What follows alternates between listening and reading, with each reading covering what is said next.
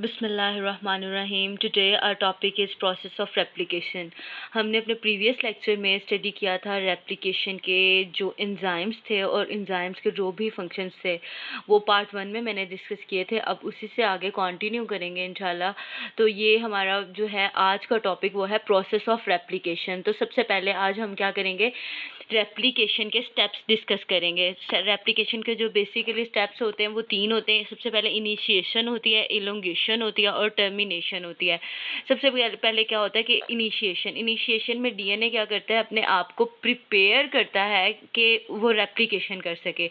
मतलब वो सारी चीज़ें जो कि डीएनए को अपना दूसरा स्टैंड बनाने के लिए चाहिए होती हैं, जो भी उसकी रिक्वायरमेंट्स होती हैं, वो सारी चीज़ें जो है वो सारे एंजाइम्स जो हैं वो अपने गैदर करेगा। ठीक है, वो एंजाइम्स उसके ऊपर एक्ट करेंगे और फिर जब प्री प्राइमिंग कॉम्प्लेक्स बन जाएगा, ठीक है, उसके बाद जब डीएनए का रेप्लिकेशन बबल बन जाएगा, उसका सारा प्रोसेस होने के बाद देन फिर हम इलोंगेशन होंगी। इलोंगेशन में क्या करेंगे, हमने आगे फिर डीएनए पॉलीमरेज 3 आएगा, उसने सारी के सारे डीएनए के टेम्पलेट स्टैंड से उसने फिर नया स्टैंड बनाना है। और उसके बाद होगी टर्मिनेशन में क्या होगा कि हम जो भी लाइगेज एंजाइम आएगा, जो भी ओकाज़की फ्रेगमेंट्स वगैरह होंगे, तो वो उनको ज्वाइन करेगा और इस तरह से हमारा जो है ये प्रोसेस जो है वो कंप्लीट हो जाएगा। ये थी इसकी ब्रीफ डिस्कशन। अब हम आते हैं डिटेल पे। सबसे पहले होती है इनिशिएशन में क्या हो रहा होता है, एंजाइम्स होते हैं हमारे पास। मैंने ना प्रीवियस लेक्चर में डिस्कस किए हुए हैं एंजाइम्स भी, जो भी एंजाइम्स हैं उनके जो भी फंक्शंस हैं वो इसके पार्ट 1 में डिस्कस कर दिए हुए हैं। आप पार्ट 2 को आज हम थोरोली देखेंगे। सबसे पहले क्या होता है हमारे पास, यहाँ पे ये पूरे का पूरा हमारे पास डीएनए होता है। डीएनए जो है ना वो बाइंड अराउंड ईच अदर और twisted around each other, twisted form में हमारे पास प्रेजेंट होता है। ठीक है, और ये डबल स्टैंडर्ड होता है, एंटी पैरेलल होता है, कॉम्प्लीमेंट्री होते हैं दोनों स्टैंड एक दूसरे के। तो एक एंड पे 5, एक एंड पे 5 प्राइम एंड होगा और दूसरे एंड पे 3 प्राइम एंड होगा। इसी तरह एक साइड पे 3 प्राइम एंड होगा और एक साइड पे 5 प्राइम एंड होगा। और ये टोटल जो है ना, अब हमारे पास क्या होगा, सबसे पहले हमारे पास आएंगी डीएनए ए प्रोटीन्स। ठीक है, इन्होंने क्या करना है, ओपन अप द डीएनए, इन्होंने डीएनए को ओपन अप कर देना है। अब डीएनए ओपन होना स्टार्ट हो गया, अब हमारे पास क्या आएगा, क्या बन जाएगा, डीएनए ओपन होगा तो हमारे पास जाहिर बात है कि जो डीएनए है वो सिंगल स्ट्रैंडेड फॉर्म में स्टेबल नहीं रहता। तो इसको हमने स्टेबल करने के लिए कौन सी प्रोटीन्स हमारे पास आएंगी, सिंगल स्टैंडर्ड बाइंडिंग प्रोटीन्स। ये आके डीएनए के सिंगल स्टैंड के साथ अटैच होंगी, उसको स्टेबलाइज करेंगी ताकि वो दोबारा से ट्विस्ट ना कर जाए एक दूसरे के साथ। और ये जो होती है ना सिंगल स्टैंडर्ड बाइंडिंग प्रोटीन, ये न्यूक्लियसिस से भी बचाती हैं कि कोई भी न्यूक्लियसिस आके डीएनए के स्टैंड को ब्रेक ना कर दें, क्योंकि यहीं पे रेप्लिकेशन होनी होती है। अब ये जो पूरे का पूरा बबल बन जाता है ना, अब हमारे पास एक और एंजाइम है और वो है ये प्यारा सा एंजाइम छोटा सा, ये है हेलिकेजेज एंजाइम, इसका नाम है हेलिकेज। अब ये हेलिकेज है ना, इसने भी डीएनए के ये रेप्लिकेशन फॉर्क पे एक्ट कर रहा है। ये जो ये वाई शेप्ड बन रही है ना हमारे पास दोनों साइड्स पे, that was the replication fork. अब ये प्यारा सा एंजाइम जो है हमारे पास हेलिकेज है इसका नेम, ये आएगा, इसने अनजिपिंग करनी स्टार्ट कर देनी है डीएनए के स्टैंड की और अनवाइंडिंग करेगा डीएनए के स्टैंड्स को और एक बबल टाइप स्ट्रक्चर बना देगा जिसको हम कहेंगे रेप्लिकेशन बबल।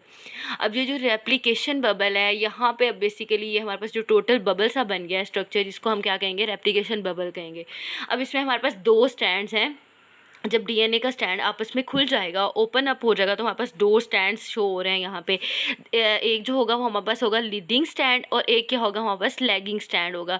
जो लीडिंग स्टैंड है ना वो ऊपर वाला स्टैंड होता है, ठीक है, और जो लैगिंग स्टैंड होगा वो हमारा नीचे वाला स्टैंड होगा, जो हमारे पास क्या कहते हैं उसको, लीडिंग स्टैंड जो है ना वो हमारा जो है ना वो जो उस पर साइंथेसिस हो रही होती है ना डीएनए के न्यूली स्टैंड की, दैट वाज कॉन्टीन्यूस। और जो लीडिंग स्टैंड होता है ना उसकी डायरेक्शन जो होती है वो होती है 5 प्राइम टू 3 प्राइम डायरेक्शन होती है। यानी कि 5 प्राइम टू 3 प्राइम डायरेक्शन होगी, 5 प्राइम टू 3 प्राइम डायरेक्शन होगी टुवर्ड्स द रेप्लिकेशन फॉर्क। यानी ये जो रेप्लिकेशन फोर्क है ना, इसकी तरफ होगी टुवर्ड्स द रेप्लिकेशन फोर्क। और जो हमारे पास लैगिंग स्टैंड होगा, अब इसकी क्या निशानी है कि यहाँ पे जो नया डीएनए बन रहा है ना, वो टुकड़ों में बनेगा, छोटे छोटे फ्रेगमेंट्स में बनेगा, और इन फ्रेगमेंट्स को क्या बोलेंगे हम, ओकाज़की फ्रेगमेंट्स बोलेंगे। अब यहाँ पे ये जो लैगिंग स्टैंड है, इसकी डायरेक्शन होगी 5 प्राइम टू 3 प्राइम डायरेक्शन होगी, और ये away from the replication fork, यानी ये रेप्लिकेशन फोर्क है इससे away from the replication fork होगा। और यहाँ पे ये जो बेसिकली डीएनए की सिंथेसिस होती है वो सेमी कंजर्वेटिव होती है, यानी एक तो हमारा पेरेंटल स्टैंड ही है, दोनों तरफ हमारा एक पेरेंटल स्टैंड है, यानी एक टेम्पलेट स्टैंड है, और एक स्टैंड जो है वो हमने नया बनाया है। इस तरह से ये हमारे पास अब दो हमारे पास जो है वो डीएनए के स्टैंड्स बन गए। अब हमारे पास मज़े की बात है, यहाँ पे जो है ना, ज़ाहिरी बात है, जब डीएनए ओपन अप हो रहा है, डीएनए खुल रहा है, तो यहाँ पे क्या होगा, यहाँ पे सुपर कॉइलिंग हो जाएगी। सुपर कॉइलिंग को इंशाल्लाह मैं नेक्स्ट लेक्चर में ब्रीफली डिस्कस करूँगी कि क्या होता है कि डीएनए का एक स्टैंड जो है ना, ज़ाहिरी बात है, जब ये खुलेगा, जैसे हम एग्जांपल ले लेते हैं, एक रोप की एग्जांपल ले लेते हैं, एक रस्सी की एग्जांपल ले लेते हैं, वो आपस में ऐसी ट्विस्ट हुई होती है ना, आपस में रैप हुई होती है।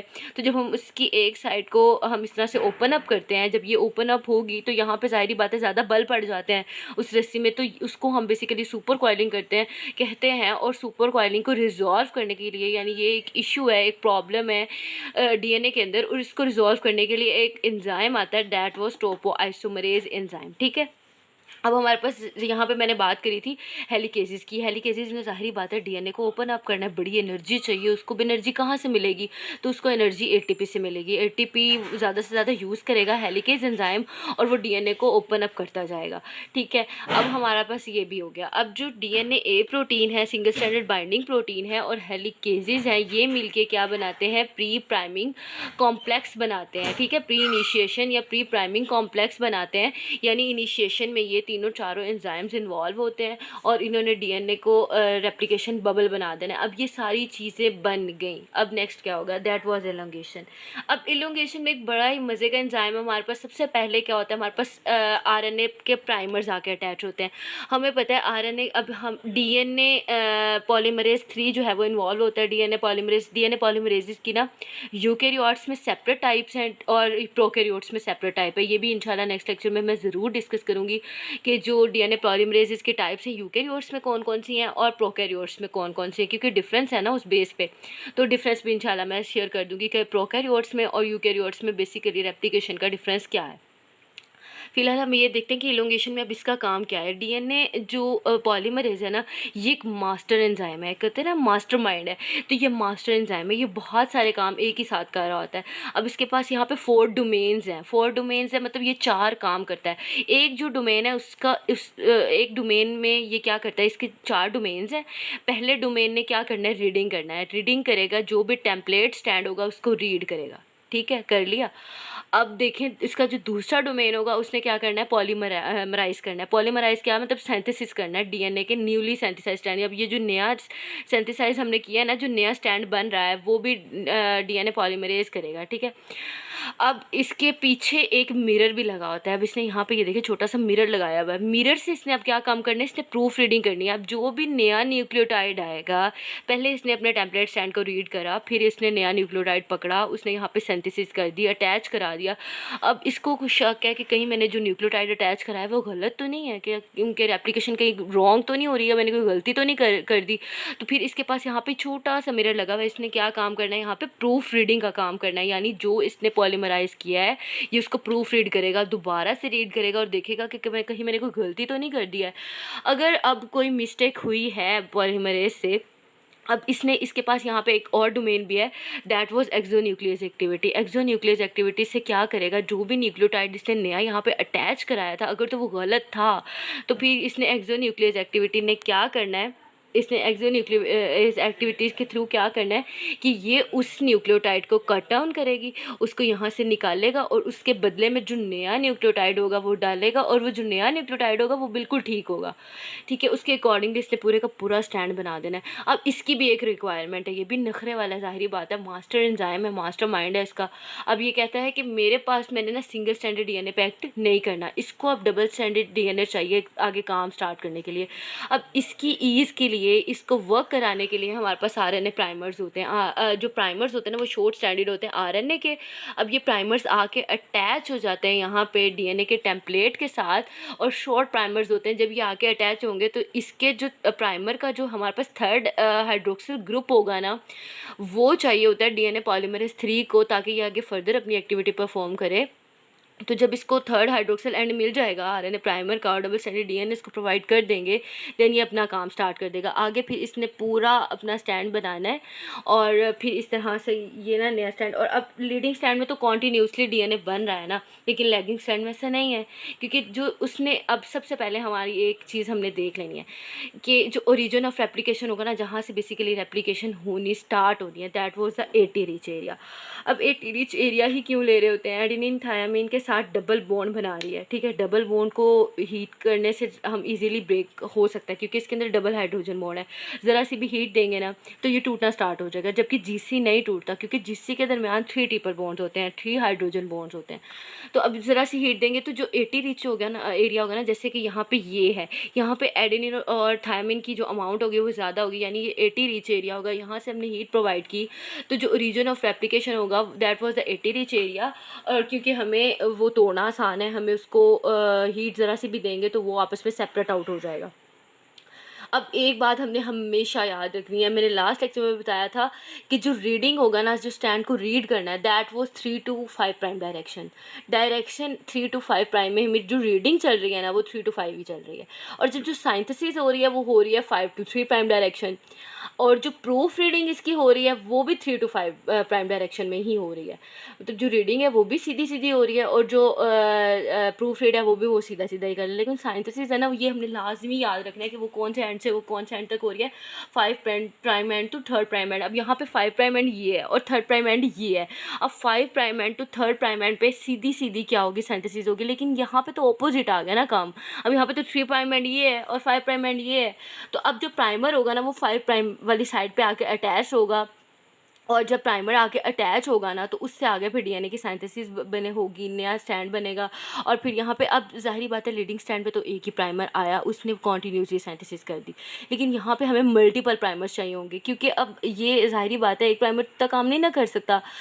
यहाँ पे अब एक प्राइमर जो है लगेगा, ठीक है, एक प्राइमर लगा उससे डीएनए सिंथेसिस हो गई, फिर एक प्राइमर लगाएगा उससे डीएनए सिंथेसिस हो गई। इस तरह से जो है ना ये छोटे छोटे फ्रेगमेंट्स बन जाएंगे। तो इस फ्रेगमेंट्स को हम क्या कहेंगे, ओकाज़की फ्रेगमेंट्स कहेंगे, ठीक है। क्योंकि जो साइंथेसिस होनी है ना वो 5 प्राइम टू 3 प्राइम डायरेक्शन में ही हो रही है, 5 prime to 3 prime direction, 5 prime to 3 prime direction. अब ज़ाहिर बात है छोटे छोटे फ्रेगमेंट्स इनके दरमियान तो गैप आ गया। अब इस गैप को हम कैसे फिल करेंगे? हमारे पास एक एंजाइम है, that was the ligase enzyme. ये ग्लू के तौर पे काम करता है। इसने आके इन ओकाज़की फ्रेगमेंट्स को आपस में अटैच कर देना है, और जब ये अटैच करेगा इनको तो एक कॉन्टीन्यूसली स्टैंड बन जाएगा। तो वो जो कॉन्टीन्यूस स्टैंड होगा उससे डी। और अब एक और चीज़, आरएनए प्राइमर्स को रिमूव भी तो करना है, वो भी इसी ने करना है। एक्सोन्यूक्लियस एक्टिविटी के थ्रू आरएनए प्राइमर्स को रिमूव करता जाएगा, और इसके थ्रू ही जो नए एंजाइम्स हैं वो जो नया डीएनए का स्टैंड है वो बनता जाएगा। ये it's all about the replication. और अब टर्मिनेशन कैसे हो रही होती है कि जब डीएनए पॉलीमरेज अपना काम कर चुका होता है, सारा कुछ हो चुका होता है, तो ये दोबारा से रैप अप हो जाता है, दोबारा से ये एंजाइम जो है वो अपना वर्क फिनिश कर देते हैं, रैप अप हो जाता है डीएनए दोबारा से। और ये जो है ना, अब सुपर कॉइलिंग का मैंने आपको ऑलरेडी बता दिया। नेक्स्ट लेक्चर में इंशाल्लाह मैं इसको ब्रीफली डिस्कस करूँगी। एक ये चीज़ें कि सुपर कॉइलिंग कैसे होती है, उसको हम किस तरह से रिजॉल्व करते हैं, फिर टोपोआइसोमरेसिस की भी टाइप्स हैं, वो किस तरह से इसको ओवरकम कर रहा होता है, फिर डीएनए पॉलीमरेज 3 तो यहाँ पे फंक्शन कर रहा है ना, लेकिन सेपरेट एक्टिविटी होती है इसकी यूकेरियोट्स में, इसकी प्रोकैरियोट्स में। वो डिफरेंस भी इंशाल्लाह मैं ज़रूर शेयर कर दूंगी आप लोगों के साथ कि डीएनए पॉलीमरेज जो है वो यूकेरियोट्स में इसकी कौन सी टाइप हैं, प्रोकैरियोट्स में इसकी टाइप कौन सी हैं। और ये जो इसके अलावा, क्योंकि यूकेरियोट्स में डिफरेंट होता है, प्रोकैरियोट्स में डिफरेंट होता है, और इनकी जो रेप्लिकेशन है ना यूकेरियोट्स और प्रोकैरियोट्स की, उसमें भी स्लाइटली डिफरेंसेस हैं। वो भी इंशाल्लाह मैं आप लोगों के साथ नेक्स्ट लेक्चर में ज़रूर शेयर करूँगी। तो आप इसे लाइक करें, शेयर करें, सब्सक्राइब करें, और stay tuned my dear my little juniors. फ़ी अमानिल्लाह, अल्लाह हाफ़िज़।